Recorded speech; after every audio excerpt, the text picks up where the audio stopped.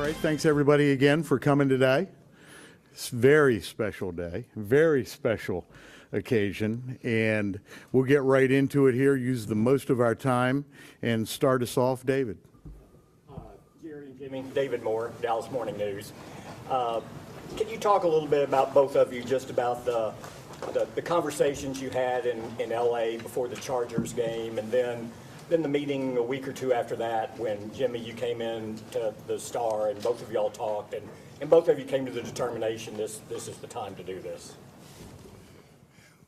Well, yeah, there at the Chargers game, it's funny because every time I'm with Jerry, I mean, even here for the last hour or so, we tell stories back and forth and laugh and cut up, and kind of like Terry Bradshaw said when he saw us together at the Hall of Fame, he said, when you two guys are together, it's like a couple of brothers, you know, laughing and cutting up and telling stories.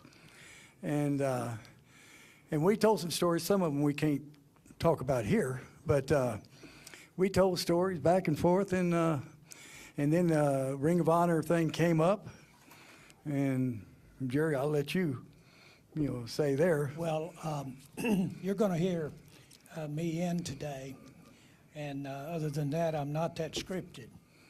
But you're going to hear the word right, and when we finally make the word that says he's in the Ring of Honor, the rightful place for him, and that says it all from my perspective. It's so easy for me to go back to our very first weeks and remember when we first became a part of the Cowboys together. And I can remember a week or so before that, I can remember personal visits. I visited with Jimmy about some of them, and Dallas was really down and out. The banks were broke. It was a hard financial time. Most of you don't remember it, maybe weren't here, but certainly not old enough to, really. But it was a rough time in Dallas. And I said, those Cowboys down there, Staubach and Bob Lilly, and I said, boy, they have such a part of what feels good about in Dallas. And wouldn't it be something if we went down there and somehow were a part of getting that thing going and became a part of reviving not only the feeling about the Cowboys kicking their ass, but also just the whole feel in the economy. And we were actually talking like that. Right. A couple of, I'm going to call us knotheads. We were, what were we? You were 45, I was 46. Right. But we remember those stories. I remember those conversations, and many liked them as well as better than I remember yesterday's conversation. People, they hear the story and they don't believe it. But I don't ever remember Jerry even asking me to be the coach of the Cowboys. It was kind of an assumption. And when I finally showed up there at the press conference and I went back and came back over, we never talked contract. We never talked money. We didn't actually do a contract for a month or two. Months. And I just told him, I said, I just don't want to make less than what I made at University of Miami. I'm happy, to be here. But that was the relationship that we had back and forth. And the one thing, too, Jerry and I talked every single day. And as you know, Jerry can talk. And I'd go over to his office, and sometimes it'd be hours, and I'd have work to do, but Jerry'd be talking. But we talked every single day. I think maybe we talked so much because when you're 1 in 15, you don't have a whole lot of friends. And so we were talking to each other. But that's the relationship we've had from day one. One of the reasons, I had all the respect and that you could possibly have for Jimmy's intellect and his ability to coach. And I say that knowing that that's a mouthful when you say your ability to coach. He obviously had tremendous success at the collegiate level, had not coached at the pro level, but I never even thought about that, to to be very candid with you. Jimmy fired me up. He was inspirational to me, always had been inspirational. And we had a good communication. We could really communicate, almost knew what the other one was going to say before they opened their mouth. Consequently, we didn't have any real head-to-head negative stuff about it. Could tell if there was something array or wrong. I could a little bit from time to time, but it was a very positive thing. And why I'm talking about it as much as I am is at that time we had such criticism for the changes, such criticism for Coach Landry no longer going to be the coach. Such criticism for literally what we weren't about. There was an established, our media were very entrenched with Tech's realm and should have been. Tex was outstanding, as many of you well know. Having said all of that, we were not necessarily, at least I wasn't, and I use that term liberally, Jimmy, I wasn't the fair-haired boy around here from having made those changes when we were coming in. And so it was just good to see somebody kind of smiling at you a little bit when we'd sit around and talk and do those things. The other thing that I would say is we really did have the attitude of cutting and shooting. It was, I don't want to call it irresponsible risk-taking, but boy, we talked about it, and when we were talking about it, that meant that something might happen before we get down the hall. Now, we weren't waiting around, and it was yesterday for us. So all of that permeated the relationship and frankly permeated the attitude about how we made decisions back then. All right, let's go to Clarence. Four-Star Telegram. You guys certainly have talked about how you were brothers in the relationships. There's so many former players who are still kind of miss about the whole situation because they keep wondering what might have been if y'all had stayed together. Both of you guys, what would you do differently looking back on it? I think for me, the biggest thing was communication. You know, when we're together, everything's fantastic. I think maybe the fourth or maybe the fifth year, we kind of got apart a little bit where we didn't talk every single day. And so the communication probably could have gotten better, but we had a great run, something that we're both very, very proud of. And the Cowboys are in great shape. And so, I just don't look back and say, what if? Yeah, Clarence, I'll say this. I apologize about my voice, but the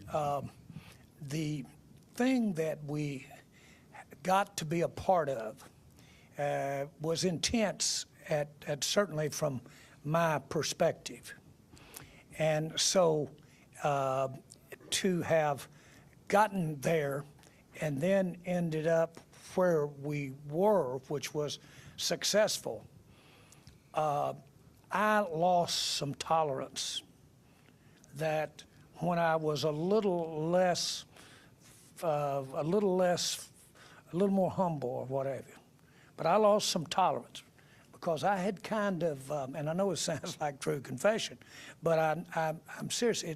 It was more of, look, I had been there through a lot of butt kickings that we'd had over the last.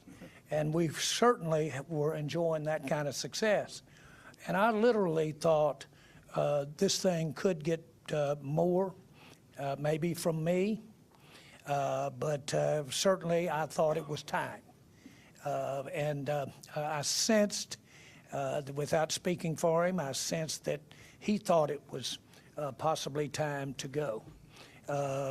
What we were going to do going forward, I didn't give that.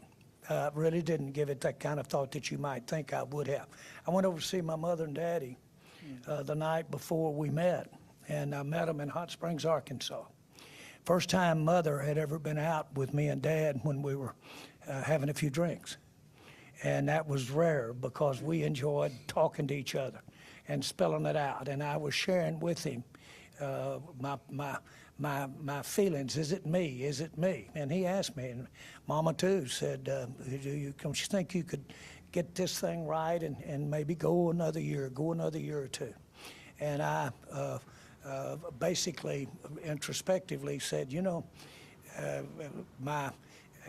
what Jimmy brings is a lot of the best of me, enthusiasm and what have you.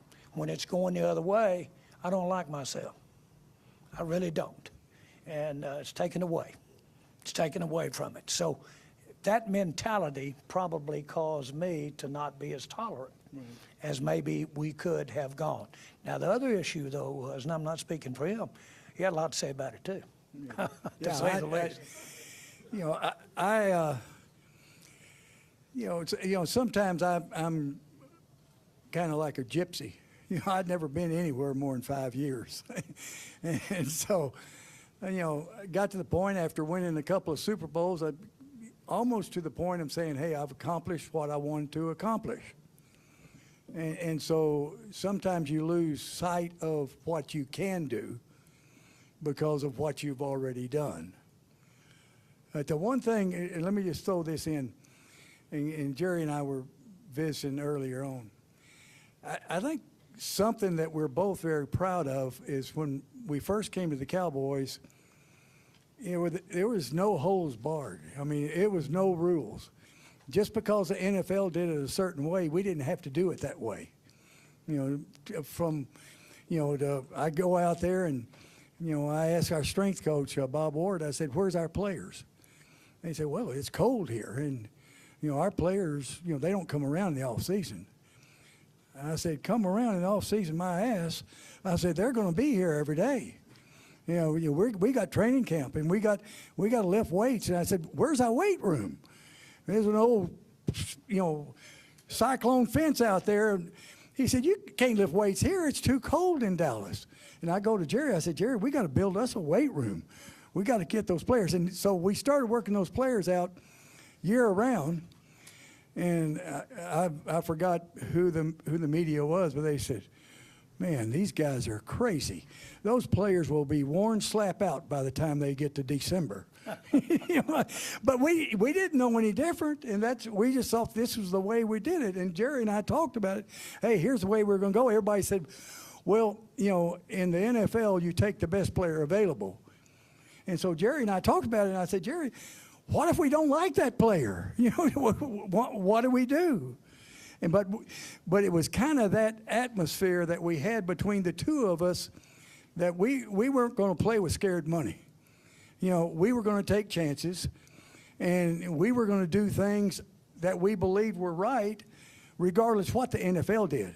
And I think that's one reason why we were able to jumpstart that thing. I'd heard a lot of my life that you take two people back to back, and if they're really back to back, and they're thinking just alike, and they're really moving in unison and sync, they can move a mountain.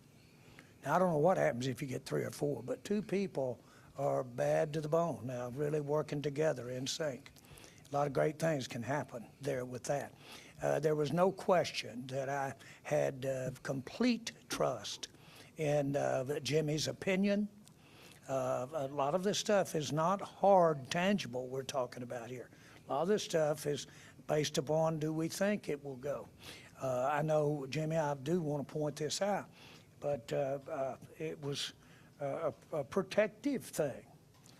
Jimmy would come back and check if I was in a tough meeting, and he'd say, how you doing? Are you okay? I know you've had a bad day with it. When Jimmy did his contract, we did it 10 years, and I thought, well, you're going to be here 27, Tom Landry was. And so, but anyway, the Cowboys signed it. Well, the Cowboys weren't worth the paper it was written on. They had, I bought part of them from the government. They had been foreclosed on. So their signature was not any good. And so when Jimmy finally, we got around to doing his contract, Cowboys signed it, and then I reached over, and nobody said anything, and I just personally guaranteed it.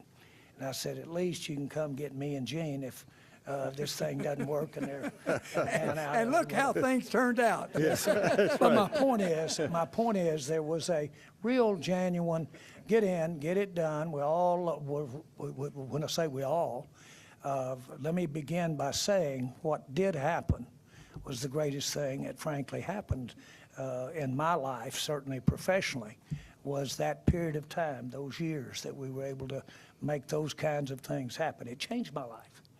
And so, mine. And so those kinds of things and that enthusiasm that Jimmy would engender in my thinking and that you saw with the team and what have you, that was alive and well. And back to the first question that came up, when that thing got a flame, got a damper put on it, then there was probably if you will, too much of a reaction. Todd? Jimmy, Todd Archer with ESPN. A number of your players, Troy, Michael, have talked about when they used to go into Texas Stadium and they'd see the names in the Ring of Honor, that kind of meant something to them. I was wondering if you had a similar experience when you walked in and you would see those names, if anything kind of registered with you. Well, I don't think anybody can ever imagine what this means to me. This was a special time in my life. This was something that paid dividends for me the rest of my life. And it's something that I'm extremely proud of. You know, we took over the worst football team in the NFL. The worst. 3 straight losing seasons and a 3-13 record. And not only did we win Super Bowls, but we were able to put together the team of the 90s. And so obviously I'm very proud of it, and I'm proud to have my name up in the stadium. Newey? I'd like to add to that, Tex, and I say this with all respect for Tex Ram, and he had pretty strong ideas about what the Ring of Honor is to him. And he said, first of all, he said, I hope that you will consider it exclusive, not have huge numbers of involvement. But he said, I like to think, whether it's Staubach, whether who it is, I'd like to think that apart from the way an individual may be thought about with the NFL Hall of Fame, I'm not trying to lift that above the NFL Hall of Fame at all, but just his perspective of what this means. I think it's very distinct. I think it's very different, because what he wanted it to be was someone who had really made a serious step forward for the franchise. Not necessarily the one-loss record, the franchise. Now, it turns out there's only one other coach in it, and that's, of course, Tom Landry. And there's actually only a total of 3 there today that aren't players. That'll change here in just a little bit. But the point is, Jimmy is that, and he did make that kind of difference. And for the franchise, obviously a great coach and a great manager of the team. And so all of that is, I think, is reflected in a lot of ways with the NFL Hall of Fame. But it also is a different statement when we say, Jimmy, you now forevermore, rightfully so, in the Cowboys Ring of Honor. Newey? Newey Scruggs, NBC5, Dallas. Jerry, you're the decider when it comes to the Ring of Honor. Fans were upset when Tom Landry was let go. You got Tom Landry you mended fences there and got him in, and when Jimmy was let go, your fans were mad at you. Any message for them now that you've been able to get both men into the Cowboys Ring of Honor now and mend the fence? Yeah, I'd take deference to I put them in the Ring of Honor. I get it. And it ultimately has to, the way it's structured is has to, okay. But they made themselves into the Ring of Honor. Coach Landry went into the Ring of Honor long before Jerry Jones. And so the Ring of Honor are made up of people who put themselves in the Ring of Honor. And in doing so, they lifted the Cowboys to a level that it wasn't or wouldn't have been had they not come along. And that's why Jimmy's going in. Shereen? Shereen Williams, NBC Sports Pro Football Talk. Jerry, there's only one Hall of Famer now not in the Ring of Honor. That's you. When do you put yourself in? Well, when he gets to where he can lift something around here. Seriously, obviously, that enjoys a certain uncomfortableness on my part from that standpoint. I want to differentiate, though, seriously. Again, the difference in the NFL Hall of Fame and the Dallas Cowboy Ring of Honor. And so I don't have an answer for that question there. And I'm not so sure that, candidly, and I know this is whatever you think of it, but I'm not so sure we'll go there with this selector. Well, just like when they asked me on the recommendation you going into the Pro Football Hall of Fame, I'll be the first one to say that you need to be in the Ring of Honor. Well, Jarrett? Jared Bell, USA Today. Consider that it took so long for this day to happen, and as Newey alluded to, the fans asking about it. Jerry, this is for you. Psychologically speaking, how difficult was it for you to give Jimmy credit? well, number one, Can I just- interrupt yeah, on here, yeah. Jerry? Yeah. I think we're past on who gets credit. The two of us working together made history. And when I say working together, just like I told you earlier on, we talked every single day. And I don't ever recall, ever, us having a difference of opinion. I can't ever remember an argument. We were always on the same page. And so the credit needs to go to a lot of people. Jerry, Jimmy, a bunch of assistant coaches, some great players. Yeah, some of them weren't that great when we were 1-15, but they were pretty fantastic when we held up that trophy. So a lot of people take credit. But let me also answer this, Jimmy. This didn't have to happen. It happened because it was the right thing to do. And that's not a difficulty of credit. It's just the right thing to do. Now you say, why has it lasted so long? As it turns out, when you go in, that means you were there all along, and that's in that sense. And so I will agree with you. I will agree that somebody could have said, Jerry, shouldn't Jimmy have been in 15 years ago, 20 years ago? And you can say whatever you want to about my human reactions or frailties along that spot. I say this today, he's there because it's the right thing to do. He was always going in the Ring of Honor, whether I put him in or one of my kids put him in. Michael? Michael Gelkin, Dallas Morning News. If I could direct you guys to the photo on the wall there, the very early press conference. That's a long time ago, and you guys go back even farther in terms of your time at Arkansas. When you see images like that, and you think back to how long this relationship dates, what are you most appreciative, and what times, I suppose, most come to mind about what you cherish most? Well, I'll start that, Jimmy, by saying that I had mentioned that I stood on the bench to try to get Coach Brawls to make him the head coach at Arkansas. And then I really stood on the bench and pushed any way I knew how to push for him to be the head coach at Oklahoma State. Right. I was always wanting him to be the head coach, wherever. And so when the opportunity or the challenge or whatever of the Dallas Cowboys came along, it was a natural. I remember when I called Jimmy and he said, Jerry, I don't care if it's selling insurance or if it's plowing. I've always wanted to be on the team with you. Right. Just figure me in, if you will. And so the point is, it was a natural thing to do. This is a very natural thing to do. that were sitting up here.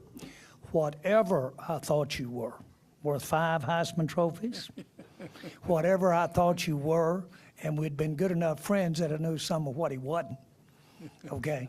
But whatever that I thought you were, you over-delivered. Well, thank you. And that first press conference, that picture up there, he's still in charge of the socks and the jocks. But that press conference there, I felt like we were going into a hornet's nest, and we were. And, you know, I just wanted to give out a message, just be patient with us, give us a chance, because confidence has never been lacking with Jerry or myself. Both of us felt like we were going to get the job done if people would just be patient with us. I will say this, there was a nice long list that had pointed out how we were going to bust our ass. A big, long list of them, and had a lot of reasons why we were going to at the time. And if you recall, football was kind of sliding a little bit at that particular time. Even here in Dallas, the Mavericks were hot. Cowboys a little slow moving when they looked at it like that. They were talking about reducing TV contracts. This was no silk purse. But I will tell you right now, to get involved with it, I wanted to be with someone that I had confidence in, that was extraordinarily talented, that I believed in. And that's why Jimmy deserves to be in the Ring of Honor. You over-delivered. Ed? Ed Warder, ESPN. Jimmy, I'd like you to expound on the significance of this achievement to you in such a short amount of time. When you walk out there tonight, there's going to be 2 coaches in the 60-year history of the Cowboys who have their names on that facade. You've been acknowledged by the Hall of Fame, but to now be acknowledged by the franchise where you accomplished this, and by the owner and your partner you did it with, what is the significance of that to you? I think the significance has a little bit to do with the players. You know, we got some players back in '89, and we struggled. And those players got better and better and better. And we were able to accomplish something that most people didn't think that we could ever accomplish. And we did it in a short amount of time. But would you rather coach for 20 years and win a couple of playoff games, or coach for 5 and win a couple of Super Bowls? Like I said before, I don't think anybody can imagine how I feel. I'm proud. I'm proud of what we were able to accomplish. And when I say we, Jerry and I and everybody around here, I mean, our entire organization, everybody was pulling together. And you get that many people pulling together, you can accomplish a lot of things. And like I said, I'm just proud to be there. And we'll wrap it up with Mac. Mac Engel, Fort Worth Telegram. Guys, we've seen other great teams come and go. When you look back on it, did you ever get numb to or take your success for granted, like it would just always be there? Well, it's, you know, like I said, we've never lacked on confidence. There was never a doubt in our mind. I remember when I was at Oklahoma State, and I hate to make it personal, but I'll do it anyway. When I was at Oklahoma State, I had my crew, you know, Wanstead, Wise, you know, Butch Davis, all those guys. We were at Ancestor Restaurant. I said, guys, I know it's pretty ugly right now, but hang with me. We're going to win a national championship. And so we ended up winning a national championship at Miami, our crew. And that first year we were 1-15, and that was ugly. I mean, and everybody doubted us. You know, an oil man from Arkansas and a college coach that didn't know what the hell he was doing. And they were ripping us on a regular basis. But we went over to a little restaurant not too far from Valley Ranch. And I said, guys, I told you we're going to win the national championship.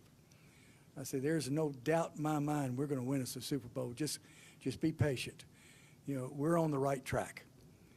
And so I think, yeah, you know, a lot of people dream. We never really dreamed. You know, we truly believed that we were going to get it done. And I think Jerry has that same feeling, or else he wouldn't have bought the Cowboys. He believed that he was going to be successful, regardless what the financial situation was. He had that kind of belief. And our guys, not only, and it all trickles down. Jerry, myself, the assistant coaches, the players, you know, by that second year, hey, we would have made the playoffs the second year. We're going from 1-15 to could have made the playoffs if Troy doesn't hurt his shoulder against Philadelphia. And then we make the playoffs. Then we win a couple of Super Bowl. Every player, every coach, everybody in the organization were on the same page. We truly did believe we were going to win us the Super Bowl. All righty, that'll conclude things. Thanks, everybody, for coming again, and thank you, Jimmy and Jerry.